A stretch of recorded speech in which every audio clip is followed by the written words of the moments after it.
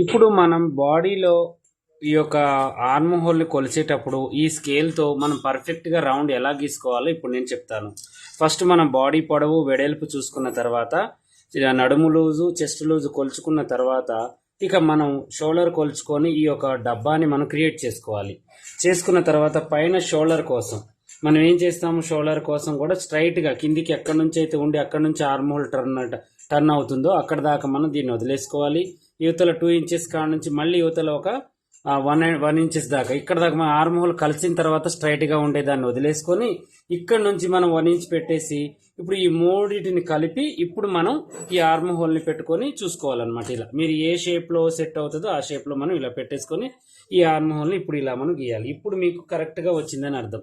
మనం arm whole ఇవి 3 గుర్తులు పెట్టుకోకుండా గీసామనుకోండి, ఇది లోనకో బయటకో వచ్చేసి ఇక్కడ పట్టేసే ప్రాబ్లం అనేది ఉంటుంది. ఫస్ట్ మనం ఆర్మ్ హోల్ షోల్డర్ కాడ నుంచి కిందికి 1 ఇంచ్ వదులుకోవాలి. తర్వాత పక్క మన ఖర్చుల దగ్గర ఒక 1 ఇంచ్ దాకా వదిలేసుకున్న తర్వాత మధ్యలో మనం 1 ఇంచ్ పెట్టేసుకున్న తర్వాత ఈ మూడింటిని కలిసేటట్టుగా ఆర్మ్ హోల్ పెట్టుకోవాలి.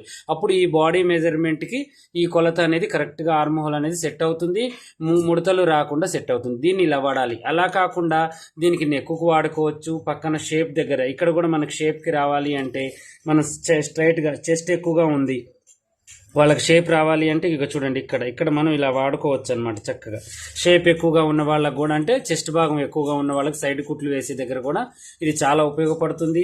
ఫ్రంట్ కట్ వేసేటప్పుడు కూడా మనకి చాలా ఉపయోగపడుతుంది అనమాట.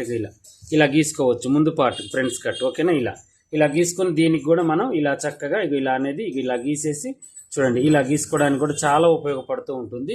దీని చాలా ఉపయోగాలు ఉంటాయి దీనివల్ల. ఓకేనా, రేపు వచ్చేసి ఈ మాస్టర్ మార్కర్ని మనం డాట్స్ దగ్గర మెయిన్ డాట్ ఉంటుంది కదా, ఈ మెయిన్ డాట్ దగ్గర అచ్చుపడేటట్టుగా మనకి కట్ చేసి ఇచ్చినా కూడా వర్కర్కి పనికొచ్చేటట్టుగా అర్థమయ్యేటట్టుగా మనం ఎలా గీయాలి అనే దాని గురించి చెప్పాలనుకుంటున్నాను. కావాలి అనుకునే వాళ్ళు ఈ యొక్క వీడియో కింద కామెంట్ సెక్షన్లో ఓకే అని పెడితే చాలు, నేను చక్కగా ఈ వీడియో తీస్తాను మీకోసం.